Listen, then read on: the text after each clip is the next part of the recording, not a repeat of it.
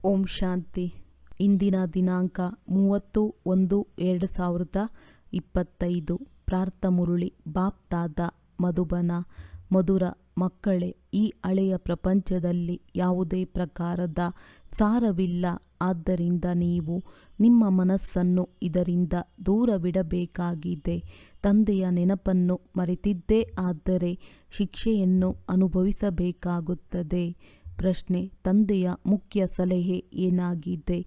ಇದರ ಉಲ್ಲಂಘನೆ ಏಕೆ ಆಗುತ್ತದೆ? ಉತ್ತರ: ತಂದೆಯ ಸಲಹೆಯಾಗಿದೆ, ಯಾರೊಂದಿಗೂ ಸೇವೆಯನ್ನು ತೆಗೆದುಕೊಳ್ಳಬೇಡಿ, ಏಕೆಂದರೆ ನೀವು ಸ್ವಯಂ ಸೇವಕರಾಗಿದ್ದೀರಿ. ಆದರೆ ದೇಹಾಭಿಮಾನದ ಕಾರಣ ತಂದೆಯ ಈ ಸಲಹೆಯನ್ನು ಉಲ್ಲಂಘನೆ ಮಾಡುತ್ತಾರೆ. ಇಲ್ಲಿ ನೀವು ಸುಖ ಪಡೆದಿದ್ದೇ ಆದರೆ ಅಲ್ಲಿ ಸುಖವು ಕಡಿಮೆಯಾಗುತ್ತದೆ ಎಂದು ತಂದೆಯು ಹೇಳುತ್ತಾರೆ.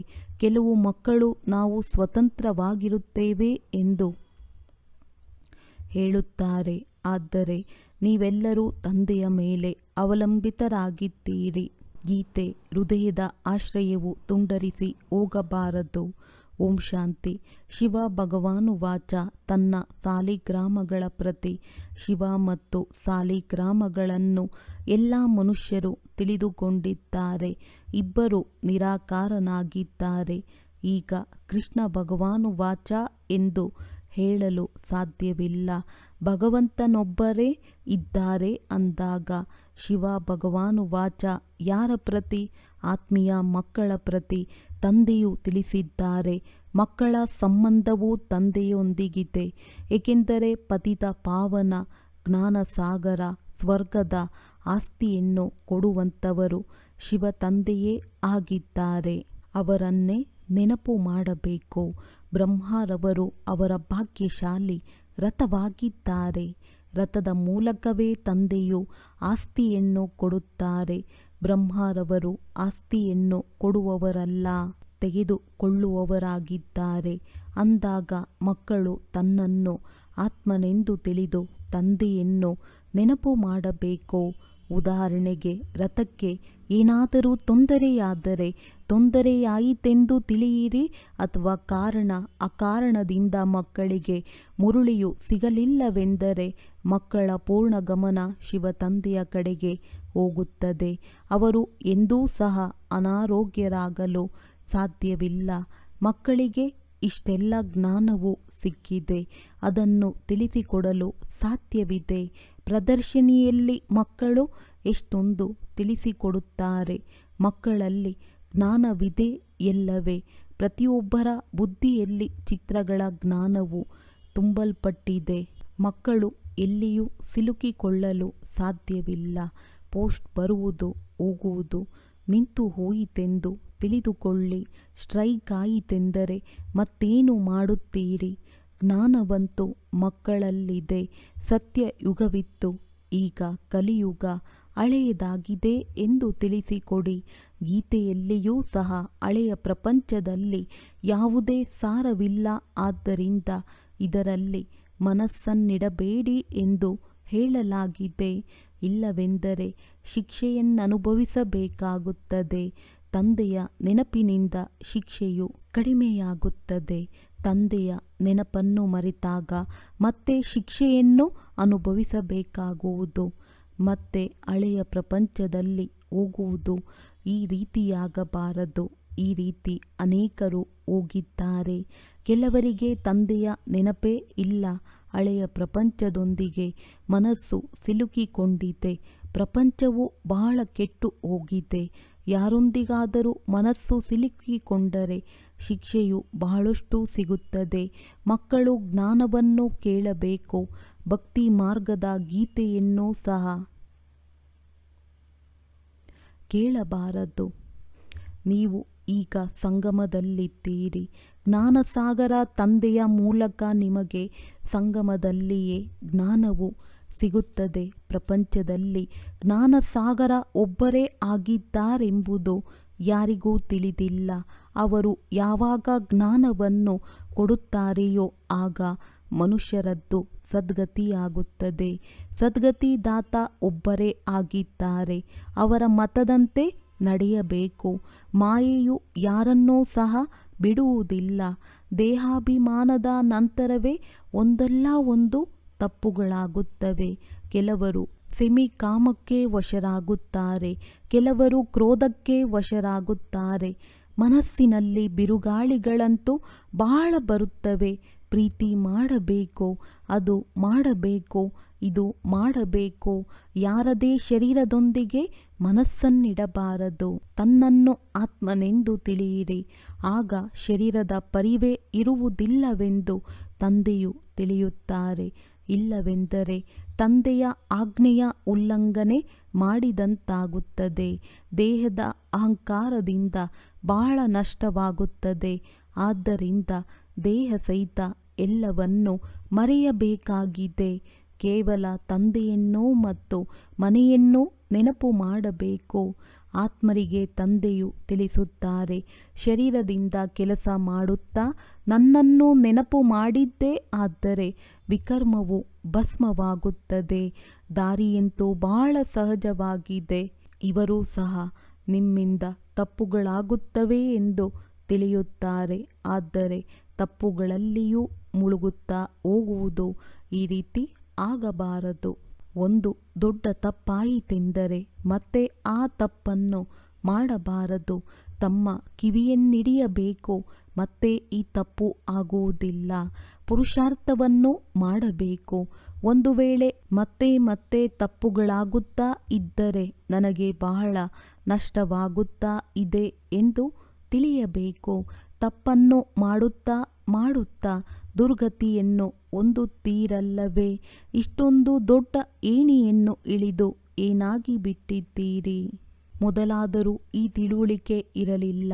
ಈಗ ನಂಬರ್ವಾರ್ ಪುರುಷಾರ್ಥದನುಸಾರ ಜ್ಞಾನದಲ್ಲಿ ಎಲ್ಲರೂ ಪ್ರವೀಣರಾಗಿದ್ದಾರೆ. ಎಷ್ಟು ಸಾಧ್ಯವೋ ಅಷ್ಟು ಅಂತರ್ಮುಖಿಗಳಾಗಿರಬೇಕು. ಮುಖದಿಂದ ಏನನ್ನೂ ಹೇಳಬಾರದು. ಯಾರು ಜ್ಞಾನದಲ್ಲಿ ಪ್ರವೀಣ ಮಕ್ಕಳಿದ್ದಾರೆಯೋ ಅವರು ಎಂದೂ ಹಳೆಯ ಪ್ರಪಂಚದೊಂದಿಗೆ ಮನಸ್ಸನ್ನಿಡುವುದಿಲ್ಲ. ನಾವಂತೂ ರಾವಣ ರಾಜ್ಯವನ್ನು ವಿನಾಶ ಮಾಡಬಯಸುತ್ತೇವೆಂದು ಅವರ ಬುದ್ಧಿಯಲ್ಲಿರುತ್ತದೆ. ಈ ಶರೀರವೂ ಸಹ ಹಳೆಯ ರಾವಣನ ಸಂಪ್ರದಾಯದ್ದಾಗಿದೆ. ಅಂದಾಗ ನಾವು ರಾವಣನ ಸಂಪ್ರದಾಯದವರು ಏನನ್ನು ನೆನಪು ಮಾಡುವುದು? ಒಬ್ಬ ರಾಮನನ್ನೇ ನೆನಪು ಮಾಡಬೇಕು. ಸತ್ಯ ಪಿತಾರತರಾಗಬೇಕಲ್ಲವೇ?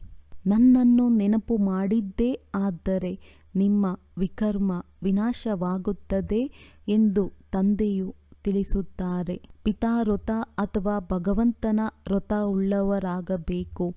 ಭಕ್ತರು ಭಗವಂತನನ್ನೇ ನೆನಪು ಮಾಡುತ್ತಾರೆ. ಏ ಭಗವಂತ, ತಾವು ಬಂದು ನಮಗೆ ಸುಖ ಶಾಂತಿಯ ಆಸ್ತಿಯನ್ನು ಕೊಡಿ. ಭಕ್ತಿ ಮಾರ್ಗದಲ್ಲಿಯಾದರೂ ಬಲಿಹಾರಿಯಾಗುತ್ತಾರೆ, ಬಲಿ ಕೊಡುತ್ತಾರೆ. ಇಲ್ಲಿ ಬಲಿ ಕೊಡುವ ಮಾತೇ ಇಲ್ಲ. ನಾವು ಜೀವಿಸಿದಂತೆಯೇ ಸಾಯುವುದು ಅಂದರೆ ಬಲಿಯಾಗುವುದು. ಇದು ಜೀವಿಸಿದಂತೆಯೇ ತಂದೆಯ ಮಕ್ಕಳಾಗುವುದು. ಏಕೆಂದರೆ ಅವರಿಂದ ಆಸ್ತಿಯನ್ನು ಪಡೆಯಬೇಕು, ಅವರ ಮತದಂತೆ ನಡೆಯಬೇಕು. ಜೀವಿಸಿದಂತೆಯೇ ಬಲಿಯಾಗುವುದು ವಾಸ್ತವದಲ್ಲಿ ಈಗಿನ ಮಾತಾಗಿದೆ. ಭಕ್ತಿ ಮಾರ್ಗದಲ್ಲಿ ಎಷ್ಟೊಂದು ಜೀವಘಾತ ಮುಂತಾದುದನ್ನು ಮಾಡುತ್ತಾರೆ. ಇಲ್ಲಿ ಜೀವಘಾತದ ಮಾತಿಲ್ಲ. ತನ್ನನ್ನು ಆತ್ಮನೆಂದು ತಿಳಿಯಿರಿ. ತಂದೆಯೊಂದಿಗೆ ಯೋಗವನ್ನಿಡಿ. ದೇಹಾಭಿಮಾನದಲ್ಲಿ ಬರಬೇಡಿ ಎಂದು ತಂದೆಯು ಹೇಳುತ್ತಾರೆ. ಹೇಳುತ್ತಾ ಕುಳಿತುಕೊಳ್ಳುತ್ತಾ ತಂದೆಯನ್ನು ನೆನಪು ಮಾಡುವ ಪುರುಷಾರ್ಥ ಮಾಡಬೇಕು. 100% ತೇರ್ಗಡೆಯಂತೂ ಯಾರೂ ಆಗಿಲ್ಲ. ಏರುಪೇರಾಗುತ್ತಿರುತ್ತದೆ, ತಪ್ಪುಗಳಾಗುತ್ತವೆ. ಅದರ ಮೇಲೆ ಎಚ್ಚರಿಕೆ ನೀಡಲಿಲ್ಲವೆಂದರೆ ತಪ್ಪು ಮಾಡುವುದನ್ನು ಹೇಗೆ ಬಿಡುವುದು? ಮಾಯೆಯು ಯಾರನ್ನೂ ಸಹ ಬಿಡುವುದಿಲ್ಲ. ಬಾಬಾ ನಾವು ಮಾಯೆಯಿಂದ ಸೋಲುತ್ತೇವೆ ಎಂದು ಹೇಳುತ್ತಾರೆ. ಪುರುಷಾರ್ಥವನ್ನು ಮಾಡಿದರೂ ಸಹ ಏನಾಗುತ್ತದೆ ಎಂದು ಗೊತ್ತಾಗುವುದಿಲ್ಲವೆಂದು ಹೇಳುತ್ತಾರೆ. ನಮ್ಮಿಂದ ಇಷ್ಟೊಂದು ಘೋರ ತಪ್ಪುಗಳು ಹೇಗಾಗುತ್ತದೆಯೋ ಅದು ಗೊತ್ತಾಗುವುದೇ ಇಲ್ಲ. ಬ್ರಾಹ್ಮಣ ಕುಲದಲ್ಲಿ ಇದರಿಂದ ನಮ್ಮ ಹೆಸರು ಹಾಳಾಗಿ ಬಿಡುತ್ತದೆ ಎಂದು ತಿಳಿದಿರುತ್ತಾರೆ. ಆದರೂ ಸಹ ಮಾಯೆಯೆದ್ದು ಇಂತಹ ಯುದ್ಧವಾಗುತ್ತದೆ. ಅದು ಗೊತ್ತಾಗುವುದೇ ಇಲ್ಲ. ದೇಹದ ಅಭಿಮಾನದಲ್ಲಿ ಬರುವುದರಿಂದ ಹೇಗೆ ತಿಳುವಳಿಕೆ ಹೀನರಾಗಿ ಬಿಡುತ್ತಾರೆ. ತಿಳುವಳಿಕೆ ಹೀನ ಕೆಲಸವಾಗುತ್ತದೆ ಎಂದರೆ ನಿಂದನೆಯೂ ಆಗುತ್ತದೆ, ಆಸ್ತಿಯೂ ಸಹ ಕಡಿಮೆಯಾಗುತ್ತದೆ. ಈ ರೀತಿ ಬಹಳ ತಪ್ಪುಗಳನ್ನು ಮಾಡುತ್ತಾರೆ. ಮಾಯೆಯು ಇಷ್ಟು ಜೋರಾಗಿ ಪೆಟ್ಟು ಕೊಡುತ್ತದೆ, ಸ್ವಯಂ ಸೋಲನ್ನನುಭವಿಸುತ್ತಾರೆ. ನಂತರ ಕೋಪದಿಂದ ಬಂದು ಯಾರಿಗಾದರೂ ಕೆನ್ನೆಗೆ ಒಡೆಯುತ್ತಾರೆ ಅಥವಾ ಚಪ್ಪಲಿಯನ್ನು ತೆಗೆದುಕೊಂಡು ಒಡೆಯಲು ತೊಡಗುತ್ತಾರೆ. ನಂತರ ಪಶ್ಚಾತ್ತಾಪವನ್ನು ಪಡುತ್ತಾರೆ. ಈಗ ಬಹಳ ಪರಿಶ್ರಮ ಪಡಬೇಕೆಂದು ತಂದೆಯು ಹೇಳುತ್ತಾರೆ. ತನ್ನದನ್ನು ನಷ್ಟ ಮಾಡಿಕೊಂಡಿರಿ, ಬೇರೆಯವರದ್ದನ್ನು ನಷ್ಟ ಮಾಡಿದ್ದೀರಿ ಅಂದಾಗ ಎಷ್ಟೊಂದು ನಷ್ಟವಾಯಿತು. ರಾಹುವಿನ ಗ್ರಹಣ ಕುಳಿತು ಬಿಟ್ಟಿತು. ಈಗ ದಾನವನ್ನು ಕೊಟ್ಟಿದ್ದೇ ಆದರೆ ಗ್ರಹಣವು ಬಿಟ್ಟು ಹೋಗುತ್ತದೆ ಎಂದು ಹೇಳುತ್ತಾರೆ. ರಾಹುವಿನ ಗ್ರಹಣವು ಕುಳಿತುಕೊಂಡಿತೆಂದರೆ ಮತ್ತೆ ಸಮಯವು ಹಿಡಿಸುತ್ತದೆ. ಏಣಿಯನ್ನು ಹತ್ತಿ ನಂತರ ಇಳಿಯುವುದು ಕಷ್ಟವಾಗುತ್ತದೆ. ಮನುಷ್ಯರಿಗೆ ಸಾರಾಯಿಯ ಅಭ್ಯಾಸವಾಯಿತೆಂದರೆ ಮತ್ತೆ ಅದನ್ನು ಬಿಡಲು ಎಷ್ಟು ಕಷ್ಟವಾಗುತ್ತದೆ. ಎಲ್ಲದಕ್ಕಿಂತ ದೊಡ್ಡ ತಪ್ಪು ಮುಖವನ್ನು ಕಪ್ಪು ಮಾಡಿಕೊಳ್ಳುವುದಾಗಿದೆ.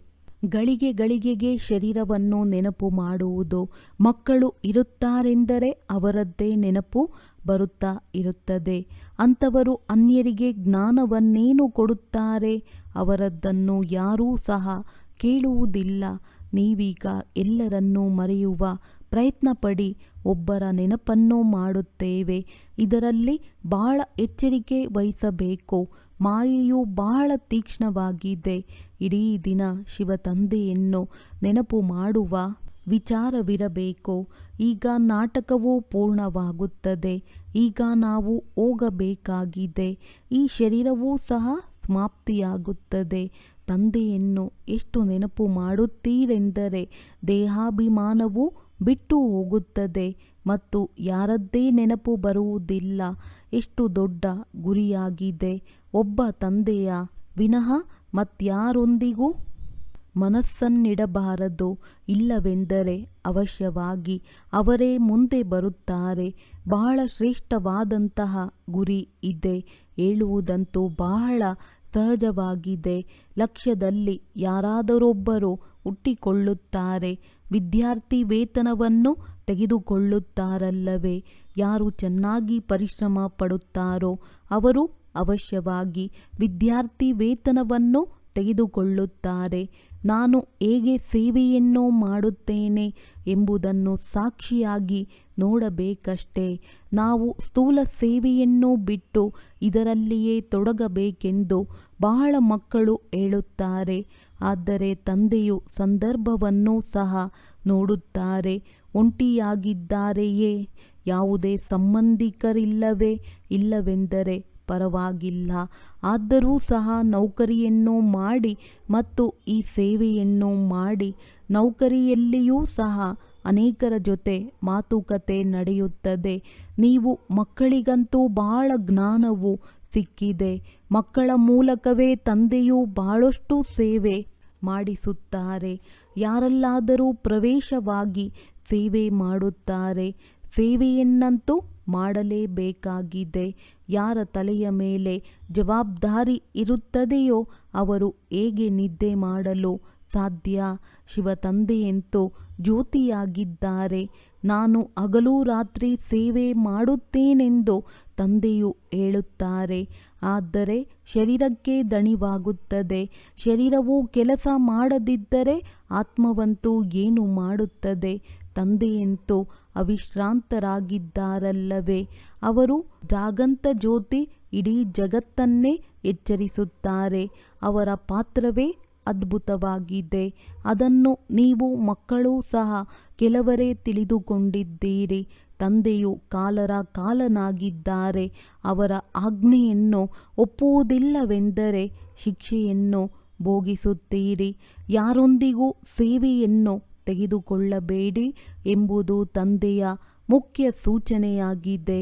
ಆದರೆ ದೇಹಾಭಿಮಾನದಲ್ಲಿ ಬಂದು ತಂದೆಯ ಆಜ್ಞೆಯನ್ನು ಉಲ್ಲಂಘನೆ ಮಾಡುತ್ತಾರೆ. ನೀವು ಸ್ವಯಂ ಸೇವಕರಾಗಿದ್ದೀರಿ. ಇಲ್ಲಿ ಸುಖವನ್ನು ಪಡೆದಿದ್ದೇ ಆದರೆ ಅಲ್ಲಿ ಸುಖವು ಕಡಿಮೆಯಾಗುತ್ತದೆ. ಅಭ್ಯಾಸವಾಯಿತೆಂದರೆ ಸೇವಕರಿಲ್ಲದೆ ಇರಲು ಸಾಧ್ಯವಿಲ್ಲ.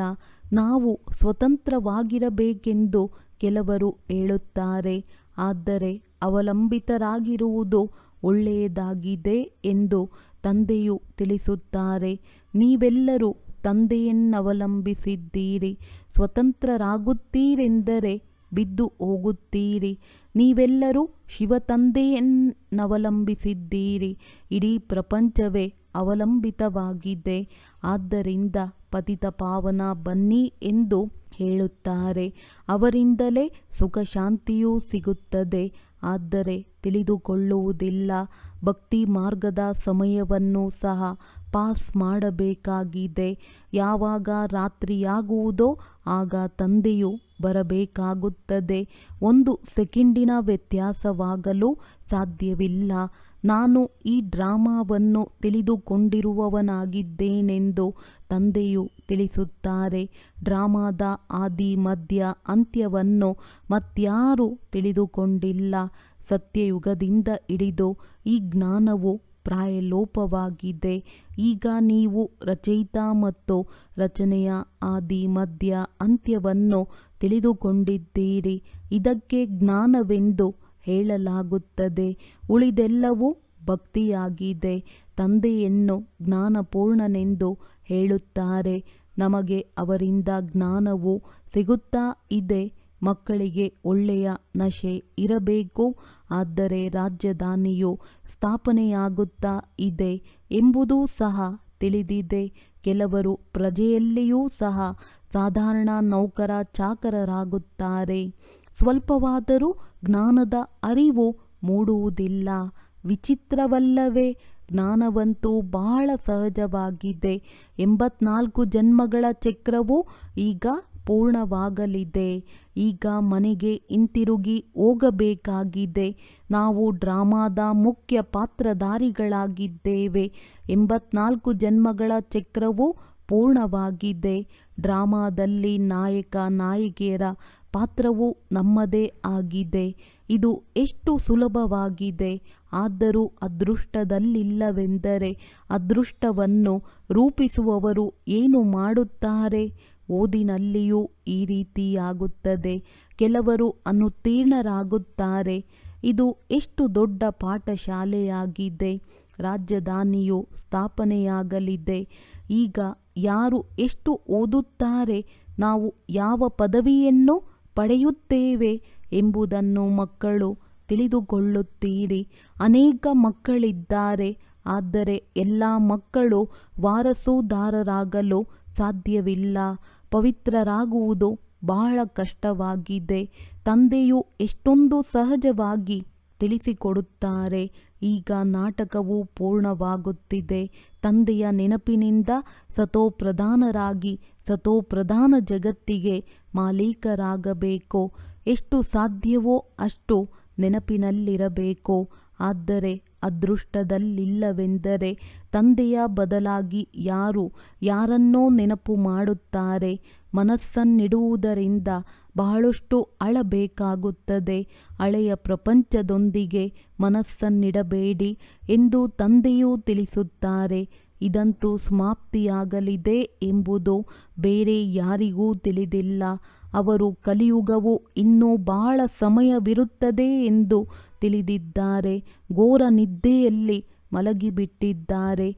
ನಿಮ್ಮ ಪ್ರದರ್ಶನಿಯು ಪ್ರಜೆಗಳನ್ನಾಗಿ ಮಾಡಲು ವಿಹಂಗ ಮಾರ್ಗದ ಸೇವೆಯ ಸಾಧನವಾಗಿದೆ. ರಾಜರಾಣಿಯರೂ ಸಹ ಹುಟ್ಟಿಕೊಳ್ಳುತ್ತಾರೆ. ಅನೇಕರಿಗೆ ಸೇವೆಯನ್ನು ಮಾಡುವ ಬಹಳ ಉತ್ಸುಕತೆ ಇದೆ. ಕೆಲವರು ಬಡವರು, ಕೆಲವರು ಸಾಹುಕಾರರಿದ್ದಾರೆ. ಅನ್ಯರನ್ನು ತಮ್ಮ ಸಮಾನ ಮಾಡಿಕೊಂಡರೆ ಅವರಿಗೆ ಲಾಭವಾಗುತ್ತದೆ ಎಲ್ಲವೇ? ಅಂಧರಿಗೆ ಊರುಗೋಲಾಗಬೇಕು. ಕೇವಲ ಹೇಳುವವರಲ್ಲ, ತಂದೆ ಮತ್ತು ಆಸ್ತಿಯನ್ನು ನೆನಪು ಮಾಡಿ ಎಂದು ತಿಳಿಸಿಕೊಡಬೇಕು. ವಿನಾಶವು ಎದುರಿನಲ್ಲಿದೆ. ಯಾವಾಗ ವಿನಾಶದ ಸಮಯವು ಸಮೀಪದಲ್ಲಿ ನೋಡುತ್ತಾರೆಯೋ ಆಗ ನಿಮ್ಮ ಮಾತುಗಳನ್ನು ಕೇಳುತ್ತಾರೆ. ನಿಮ್ಮ ಸೇವೆಯೂ ಸಹ ವೃದ್ಧಿಯಾಗುತ್ತದೆ. ಇವರು ಹೇಳುವುದು ಸರಿಯೆಂದು ತಿಳಿದುಕೊಳ್ಳುತ್ತಾರೆ. ನೀವು ವಿನಾಶವಾಗುತ್ತದೆ ಎಂದು ಹೇಳುತ್ತಲೇ ಇರುತ್ತೀರಿ. ನಿಮ್ಮ ಪ್ರದರ್ಶನಿ ಮೇಳದಿಂದ ಸೇವೆಯು ವೃದ್ಧಿಯಾಗುತ್ತಾ ಹೋಗುತ್ತದೆ.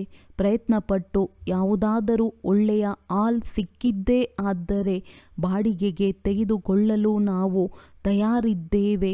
ಇದರಿಂದ ನಿಮ್ಮ ಹೆಸರು ಇನ್ನೂ ಪ್ರಸಿದ್ಧವಾಗುತ್ತದೆ ಎಂದು ಹೇಳಿ. ಹಾಗೆ ಅನೇಕರ ಬಳಿ ವಿಶಾಲವಾದ ಸ್ಥಳಗಳಿರುತ್ತವೆ. ಪುರುಷಾರ್ಥವನ್ನು ಮಾಡುವುದರಿಂದ 3 ಅಡಿ ಭೂಮಿಯೂ ಸಿಗುತ್ತದೆ. ಅಲ್ಲಿಯವರೆಗೂ ನೀವು ಸಣ್ಣ ಸಣ್ಣ ಪ್ರದರ್ಶನಿಗಳನ್ನಿಡಿ. ಶಿವ ಜಯಂತಿಯನ್ನು ನೀವು ಆಚರಿಸಿದ್ದೇ ಆದರೆ ಹೆಚ್ಚು ಪ್ರಚಾರವಾಗುತ್ತದೆ. ಶಿವ ಜಯಂತಿಯ ರಜಾದಿನವನ್ನು ಗೊತ್ತು ಮಾಡಿ. ವಾಸ್ತವದಲ್ಲಿ ಜನ್ಮದಿನವನ್ನು ಒಬ್ಬರದನ್ನೇ ಆಚರಿಸಬೇಕು. ಅವರೇ ಪತಿತ ಪಾವನನಾಗಿದ್ದಾರೆ. ಸ್ಟ್ಯಾಂಪನ್ನು ಸಹ ವಾಸ್ತವದಲ್ಲಿ ತ್ರಿಮೂರ್ತಿಗಳದ್ದಾಗಬೇಕು. ಸತ್ಯಮೇವ ಜಯತೆ, ಇದು ವಿಜಯವನ್ನು ಪಡೆಯುವ ಸಮಯವಾಗಿದೆ. ತಿಳಿಸಿಕೊಡುವವರೂ ಸಹ ಸ್ಟಾಂಪನ್ನು ಸಹ ವಾಸ್ತವದಲ್ಲಿ ತ್ರಿಮೂರ್ತಿಗಳದ್ದಾಗಬೇಕು.